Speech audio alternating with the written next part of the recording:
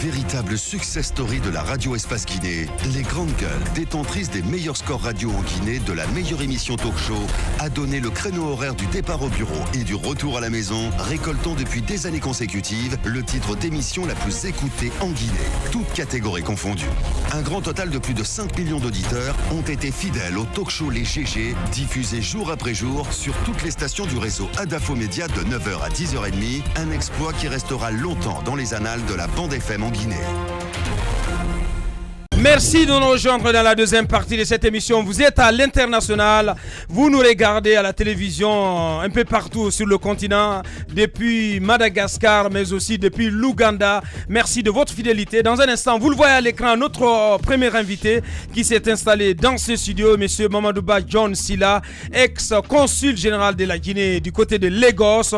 Et il est avec nous pour nous parler de ces accusations contre le nouvel ambassadeur de la Guinée en Éthiopie, représentant de notre pays auprès de l'Union africaine, en l'occurrence M. Gaussou Touré. Il est poursuivi pour délit d'abus de confiance alors qu'il s'apprête à rejoindre son nouveau poste. Le concerné, puisque M. Mamadouba et M. Gaussou Touré, puisque c'est de lui qu'il s'agit, va devoir s'expliquer sur son refus de payer à l'ex-consul général de la Guinée à Lagos 15 mois de salaire et de primes, ce depuis une vraie fausse affaire de faux passeport diplomatique en fin décembre 2015 plutôt, en dépit d'un non-lieu en faveur de plusieurs mises en cause dans ce dossier et de l'implication de quantités d'institutions comme la médiature de la République. Rien n'y fait, l'ex-consul court toujours derrière ses arriérés de salaires et de primes. Quelle est la genèse de cette affaire? À quel niveau ça coince toujours? On pose toutes ces questions à notre invité dans un instant, M. Mamadouba John Silla. Il va répondre aux questions des grandes gueules. Avant de donner la parole à notre invité, vous souhaitez réagir sur les TP? Absolument, sur les travaux publics. Je pense que le ministre Moustapha Naïté ne réussira pas sa mission pour 3 raisons. La première raison, oui, c'est mon regard. C'est mon regard. La première raison, c'est le temps. Certes, il y a déjà des projets ficelés, mais entre la construction, si vous voulez, le ficelage d'un projet, le décaissement, donc la recherche du financement, le décaissement et la mise en œuvre du projet en question, vous imaginez bien que dans les travaux publics, pour la plupart des travaux que nous avons, parce que ce sont de grands chantiers, ça prend plusieurs moments. Donc, le temps, il n'y a plus que 2 années. Le temps ne lui est pas favorable. Absolument. En comptant d'ailleurs, parce qu'on parle de 2 ans, mais la vérité, c'est qu'on n'a pas 2 ans. L'année qui va suivre, ce sera plutôt une année de campagne électorale. Ça, c'est une chose. Donc, le temps peut jouer contre lui. Deuxièmement, vous avez suivi ses soucis au ministère de la Jeunesse lorsqu'il a voulu restructurer son cabinet. Ce que j'essaie de dire, c'est que peut-être là, il n'aura pas besoin de se remettre dans une restructuration, encore que je m'aligne carrément sur la position de Moussa Moïse. Là, il y a des cadres compétents là-bas qui ont été mis aux oubliettes parce qu'ils se sont opposés à la magouille. On a encore en mémoire Benjamin Sandouno. Exactement. Vous vous rappelez lorsque on avait fait un déballage ici. Les grandes gueules. Qui a été broyé par Mohamed Traoré. Et justement, je ne crois pas parce que ces cadres-là viennent forts de leurs attaches, de leurs bras longs qui s'allongent entre le département jusqu'à la présidence de la République. Je ne crois pas que le ministre aura les mains libres pour constituer un cabinet qui lui serrait, pour sanctionner tel ou tel cadre. On l'a vu entre Oyegi Lavogui et M. Sékou Camara. Et je rappelle d'ailleurs que les 2 incriminés dans ce vol à l'OGC, c'est Sékou Camara et l'agent comptable. Papa Barry a été sanctionné. Pour le même cas de vol, Sékou Camara continue d'être le directeur général, c'est pas normal. Incroyable. Revenant donc au cas du ministère des Travaux publics, je crois sincèrement que par rapport à cela, M. Moustapha Naïté ne pourra pas imposer quoi que ce soit. Et la dernière raison, et pour ma part, c'est la plus grande, parce que tout à l'heure, on a déjà écouté Moussa Moïse et Ahmed Kamara, Moussa Hiro, on l'entendra naturellement sur les difficultés liées aux pratiques, aux habitudes, parce que vous savez ce que sont les habitudes au sein de nos départements. En Guinée, Le plus gros défi aujourd'hui pour M. Moustapha Naïté, ce sera le président de la République lui-même.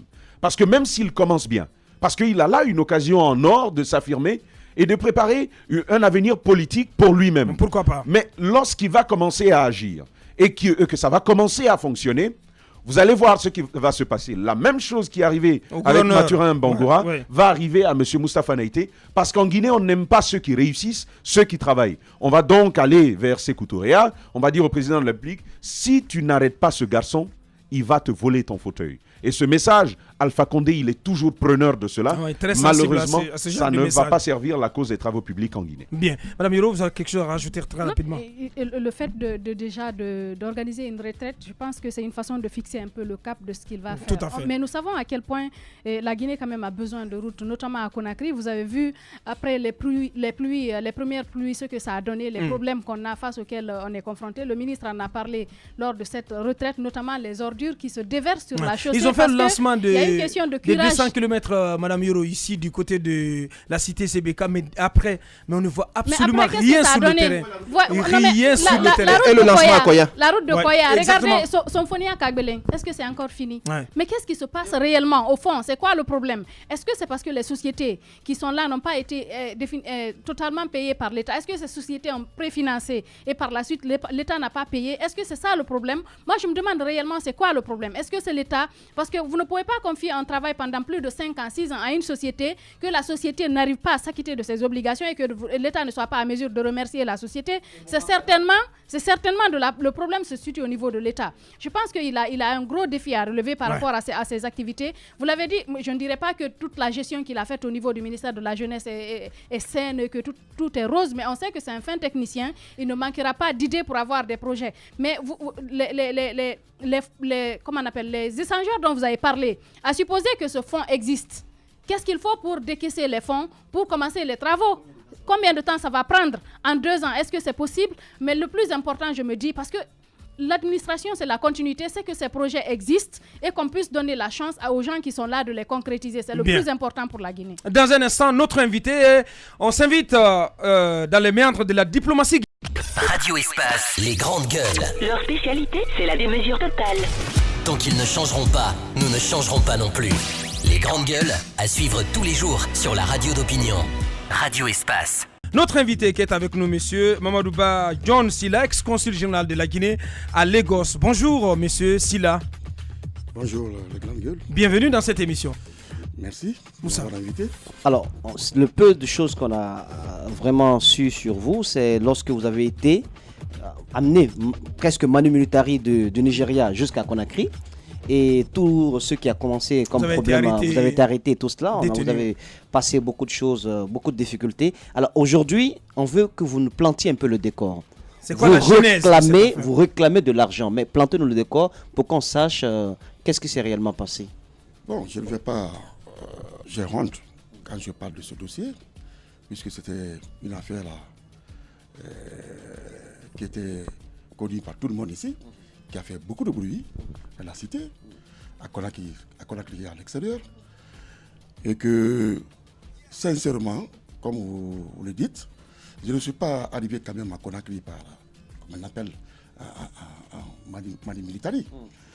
Je suis rentré par ma propre volonté, puisque c'était un match de sommet de la CEDEAO à Abuja, en décembre, 18 décembre, précisément, que l'ambassadeur, là, il ne m'a pas informé, il ne m'a pas...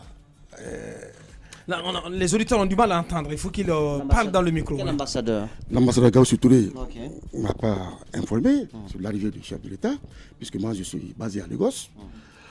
Et l'ambassade là se trouve à Abuja, distante de moi de 1000 km.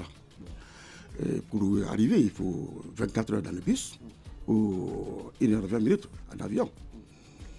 J'étais dans mon bureau au consulat de Guinée à Lagos lorsque je reçois un appel sur un faux numéro. Je ne savais pas que c'était l'ambassadeur Gaussou Touré. Il m'appelle pour dire « Ah, c'est là ?» Je dis « Oui ». Mais je cherche à savoir qui est en train de m'appeler. Moi, je ne savais pas qu'il était avec le chef de l'État à l'hôtel. Alors, il dit que c'est l'ambassadeur. Je dis « Ah, Excellence, monsieur l'ambassadeur, bonjour. » Il dit « Gardez le quota. Je te passe le président de la République. » Et le président m'a dit de rentrer. J'ai dit d'accord, il n'y a pas de problème, je vais rentrer. L'ambassadeur a parlé du trafic des passeports diplomatiques.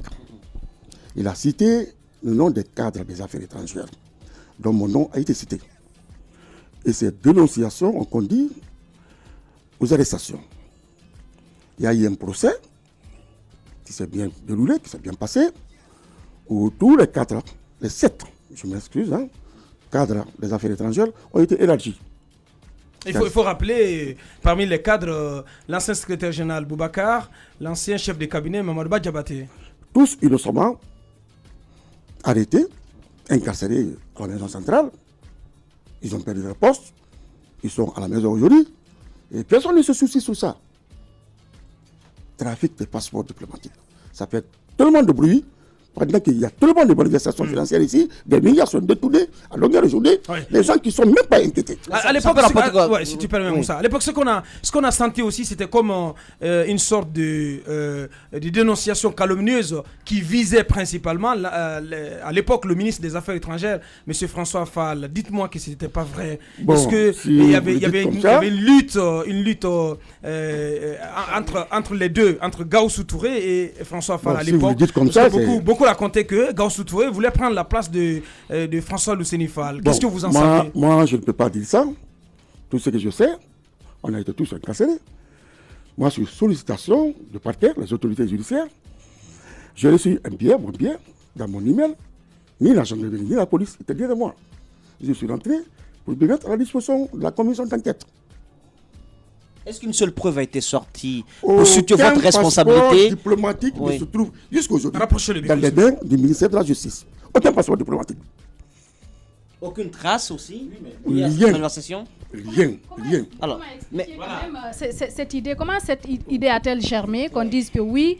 Est-ce que vous soupçonnez la personne qui vous a mis en relation avec le président de la République d'avoir inventé cette histoire de passeport diplomatique?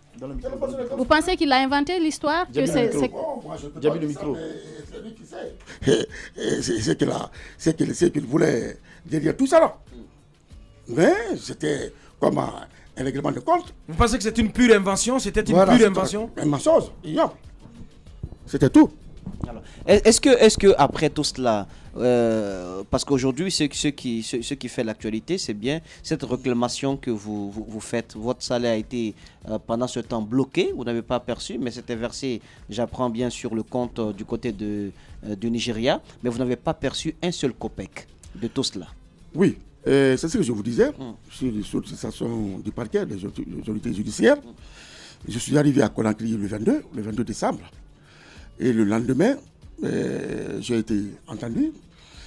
Il y a eu l'instruction sur mon dossier et incarcéré le lendemain, le 23 décembre. Sur mandat de dépôt à la maison centrale. Depuis cette date, jusqu'au maintenant là, jusqu'au 7 avril 2017, soit 13 mois.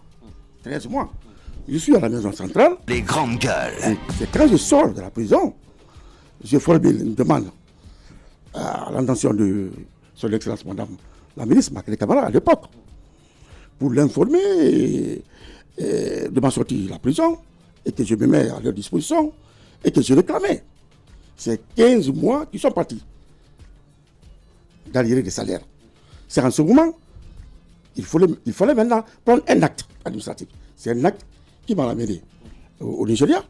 C'était en décembre 2013. J'ai pris fonction en 2014. Donc pratiquement un an et quelques. 2015, on a le problème. Je l'informe de la situation financière. Mes alliés qui sont partis là-bas, sur le compte de l'ambassade de Guinée, qui ont été décaissés par les financiers de là-bas. Qui ont été décaissés? Décaissés, tous les 5 trimestres. On était décaissés. Ça s'élève à combien? 45 751 $ USD. Décaissés par le financier qui a été remis dans les mains de l'ambassadeur. Il a mis dans sa poche. C'est pourquoi je reprochais M. Abouakar Yallos quand il parle là, de plainte portée contre l'ambassadeur. Ce n'est pas rectificatif. Ce n'est pas seulement pour le délit d'abus de confiance. L'ambassadeur Gaussou Touré va comparaître. Et reprocher du trafic d'influence. Puisque chaque fois quand tu lui demandes, il dit appelez, demandez cette personne, il a son argent là-bas. Et actuellement, il est en train d'accuser le président de la République. Ah oui. Il dit que c'est le président. Il faut demander le président de la République. Le président de la République aurait empoché les 45 000 $. C'est ce qu'il voulait dire, non? C'est ce qu'il lui a dit. Alors, Donc, c'est ce qui m'inquiète maintenant. Toutes les démarches menées auprès des autorités du cabinet des affaires étrangères, même avec le secrétaire général de la CNTG, et Maclé, je vous signale, avait adressé un courrier, une sommation à l'ambassadeur, comme il ne veut pas me payer directement, mais de reverser mes salaires de primes, émis à mon nom, l'intégralité dans la caisse de trésor public. Il a refusé. Donc, une sommation donc, de sa ministre à l'époque. Oui, tout à fait. Vous avez même une copie de ça dans le site Mosaïque Guinée. Qui avait parlé de ça. Donc, l'ambassadeur ne veut pas sentir, il ne veut pas entendre. J'ai été chez le secrétaire général de la CNTG, à l'époque, Amadou Diallo. J'ai rencontré M. Kassoli Fofana à l'époque, ministre chargé des investissements publics et privés. Et j'ai rencontré même M. le ministre Khalil Kaba, de la présidence, directeur du cabinet de la présidence, avec l'arrêt de la justice, le non-lieu, avec les réclamations, le courrier de réclamation, la demande adressée à M. le président de la République. Oui. Il y a eu un non-lieu sur votre cas. Un non-lieu, voilà, c'est là. En faveur de 7 cadres. Tout le monde, tout le monde a été élargi, tout le monde. Donc, injustement, vous avez été emprisonné. Arbitrairement, nous avons été arrêtés comme ça, incarcérés, détenus à la maison centrale. Nous avons perdu nos postes. Moi, je dis, bon, d'accord, c'est un acte qui m'a amené là-bas. Fin 2013, c'est un acte qui m'a amené. Le 7 avril 2017, il n'y a pas de problème. Mais les alliés, le fonds qui sont partis, qui ont été virés dans le compte de l'ambassade, mais qui me donnent ça? Il ne veut pas me payer, il ne veut pas le verser dans la caisse du trésor public. Bien, récemment, vous avez saisi aussi la médiature de la République. Tout à fait. C'était au mois de mars. Quand j'ai fini de mener toutes les démarches là, j'étais vraiment au bout de mon souffle. Je suis parti rencontrer les gens de la médiature. Pour les contentieux, ils m'ont invité là-bas 2 mois. Le dossier est dans leurs mains. Ils ont mené des enquêtes, des recherches auprès de la comptabilité, la DAF, l'inspection générale au ministère des Affaires étrangères, même le chef de cabinet. Ils ont vu toutes les traces du virement de fonds. Alors, c'est le courrier là que le médiateur a signé, il a adressé au ministère des Affaires étrangères. Vous voyez, c'est signé par le moment Saïf, voilà. Qui réclame que l'ambassadeur me paye les 45 000 $. C'est un courrier qui date de 10 mai 2018, vous voyez, et qui a été reçu le même jour là, par le cabinet des affaires étrangères. Ça a pris le circuit là, 2 semaines après. Et le 24 mai, soit 2 semaines, ils sont transmis, ont été adressés à l'ambassadeur par M. Mohamed Adi Bari, le secrétaire général, qui a sollicité, qui a payé M. l'ambassadeur, sur l'instruction de M. le médiateur de la République, de retourner l'argent. Mais mon fort étonnement, une semaine après, qu'il reçoit le dossier, il prend son avion, il débarque à Conakry. En faisant la passation de son service là-bas, il rentre à Conakry, et c'est pour prendre les lettres de créance ici, et l'agrément, et aller à Addis Abeba, sans répondre le courrier. Une façon de dire, je m'en fous de vos dossiers. Puisqu'il ne respecte pas, c'est un chef hiérarchique. Vous avez été aussi appelé à une confrontation Tout à fait. C'est ce que je voulais dire. Parce que toi, tu veux qu'on te respecte. Comment on peut te respecter si toi-même tu ne respectes pas tes chefs hiérarchiques? Alors, le lundi, le secrétaire général, sous l'instruction du ministre, l'a appelé au téléphone, à ma présence, dans le bureau. Il dit, monsieur l'ambassadeur, on vous invite demain à vous présenter ici dans mon bureau à 15h, sous l'instruction de monsieur le ministre Mamadi Touré, pour vous confronter avec monsieur Mouloua Yonisela. Il dit, non, je m'en fous de votre invitation. Je ne vais pas. Laissez-moi le problème d'argent là, le problème de salaire là, ne me demandez plus ça, ne me posez pas cette question, laissez-moi en paix, tout ça là. Hein, il est là à raconter dans les bureaux là-bas, dans la cour des affaires étrangères, dans les médias, hein, que je lui dois tout ça. Hein? D'accord. Alors clairement, c'est vrai que vous avez épuisé quand même pas mal d'options, mais clairement, que comptez-vous faire aujourd'hui face à ce problème et pour vous, ils se sont forts de quoi exactement? Les grandes gueules. Ou bien peut-être qu'il y a quelque chose. Qu'est-ce qui s'est passé entre vous? Est-ce qu'il y a une histoire? Non, au-delà de tout, même s'il y a une histoire, l'administration, c'est l'administration. Et il s'agit quand même de l'image de la Guinée. Il s'agit de la diplomatie guinéenne. Non, mais de quoi? Alors, est-ce que ce qu'on en prend est vrai, qu'il est appuyé, soutenu, protégé par le président de la République? Je ne sais pas. Je ne sais pas. Mais moi, ça, c'est pourquoi je disais. Il ne peut pas tenir tête au ministre des Affaires étrangères, qui est quand même son chef. Mais à deux ministres là, il a tenu tête à Makale, il tient tête à Mamadi Touré. Tout à fait. Et maintenant, avec mon médecin, il faut voir le médiateur de la République. Alors, c'est ceux qui fondent, Moussa Moïse, c'est ceux qui fondent, à mon avis, ceux qui fondent la pertinence de la question de la remarque de Moussa Yero, c'est que c'est totalement illogique que quelqu'un vous prenne votre salaire, qu'il s'oppose à toute l'autorité, et surtout ce dernier propos que j'ai écouté, moi qui me met la puce quand même à l'oreille, qui me ramène à la question de Moussa Yero, c'est que le monsieur l'ambassadeur, il dise au ministre, ne me parlez plus de cette histoire de salaire. Oui, mais de la part du ministre. Oui, de la part. C'est pourquoi je dis au ministre. Absolument. Donc c'est au ministre qu'il s'adresse. Et il dit ne me parlez plus de cette histoire de salaire. Qu'est-ce qu'il semble insinuer en disant cela? Est-ce qu'il pense qu'il n'est en rien responsable de cette histoire? Il est intouchable, peut-être. C'est qu'il reste clair. Moi, il sera poursuivi. Bien, qu'est-ce qui va se passer dans l'immédiat? On n'a plus que 2 minutes. On a porté une plainte contre lui pour trafic d'influence, pour habit de confiance. Habit d'autorité. Il y a l'habit d'autorité. Il y a le vol aussi. Puisque là, il a volé. Il vole mon argent. Il vole. L'État n'a jamais bloqué les salaires. Tous les six autres reçoivent les salaires. Bien. Alors, en définitive, je crois avoir appris que vous étiez adressé aussi au chef de l'État. Vous lui avez écrit et rien n'en a été. Oui, qu'est-ce que vous avez à lui dire aujourd'hui?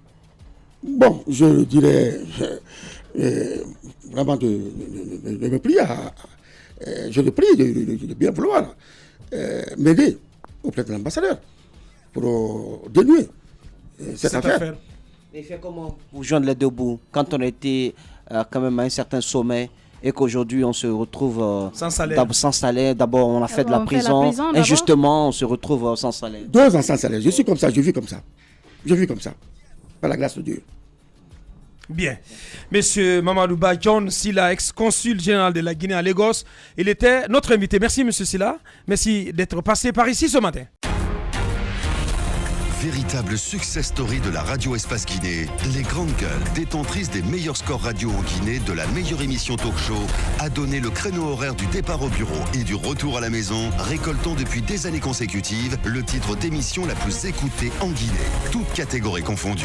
Un grand total de plus de 5 millions d'auditeurs ont été fidèles au talk show Les GG, diffusé jour après jour sur toutes les stations du réseau Adafo Média de 9h à 10h30, un exploit qui restera longtemps dans les annales de la bande FM en Guinée.